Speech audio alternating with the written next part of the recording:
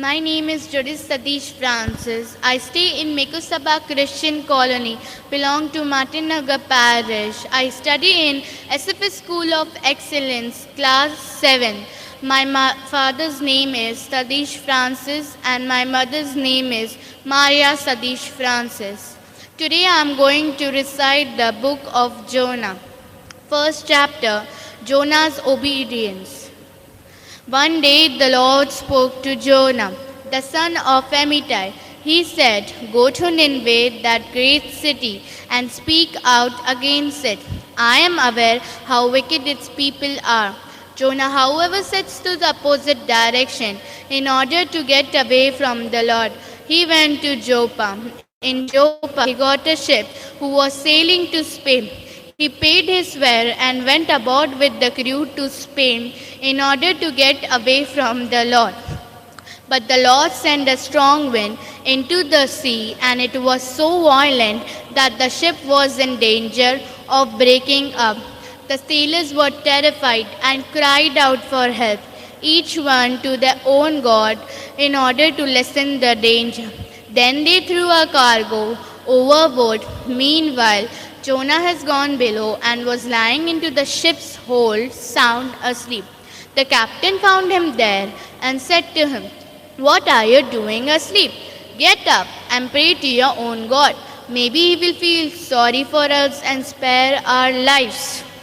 The sailors said to one another, "Let's do a draw lots of and find who is to be blamed for getting us danger." They did so. Jonah's name was drawn. Then they said to him, "Now tell us, who is to be blamed for this? What are you doing here? What country do you come from? And what is your nationality?" "I am a Hebrew," Jonah answered. "I worship the Lord, the God of heaven, who made the land and the sea." Jonah went on to tell them that he was running away from his Lord. The sailors were terrified and said to him, "That was an awful thing to do." But the storm was getting worse. So the sailors asked Jonah, "What should we do to stop the storm?" Jonah answered, "Throw me into the sea and it will be calmed down." Instead the sailors tried to take the ship to the shore. They were rowing around Adramite and the storm was getting worse and worse and they got nowhere. So they cried out for help. "Oh Lord, don't punish us with death for taking this man's life. You, O Lord, are responsible for this. It is your doing." Then they picked up Jonah and threw him into the sea, and it calmed down at once. This makes sailors so afraid of the Lord that they give a sacrifice and promise that they will serve him. At the Lord's command, a large fish swallowed Jonah, and he was inside it for 3 days and nights. The second chapter, Jonah's prayer. Inside the fish, Jonah prayed to his Lord, his God. "In my distress, O Lord, I call to you and you answer me. From the deep inside the world of dead, I cried for help and you heard me. You threw me down to the depths, to the very bottom of the sea, where the water is all around me and the mighty waves rolled over me. I thought, I have been vanished from your presence and never see your holy temple again. The sea covered me completely and soot was wrapped around my head. I have gone to the very bottom of the roots into the mountain land whose gates were locked shut forever.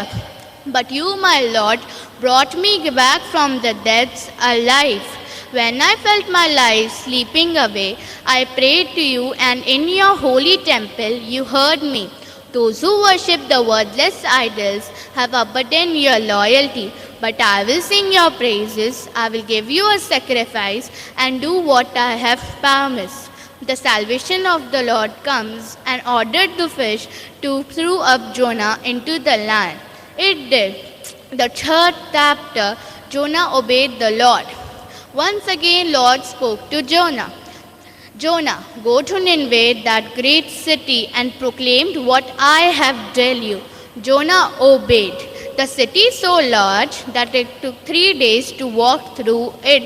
For one whole day, Jonah was just speaking, in 40 days, Nineveh city will be destroyed.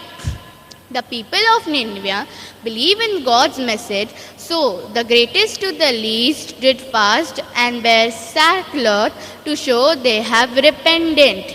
The king of Nineveh heard about it, so he got up from his throne, put out his robe and wear a sackcloth and sit on the ashes. And he gave a proclamation to people of Nineveh. This is the order from the king and his officials, that nobody should eat or drink anything. Sheep and goats are forbidden to eat. Everyone should spare earnestly and wear sackcloth. Perhaps the Lord will change his mind. Perhaps the Lord will stop being angry and we will not die. The Lord saw it. The Lord saw that they have given up their wicked behavior, so he changed his mind and not punished them as he said he would do. The fourth chapter, Jonah's anger and Lord's mercy.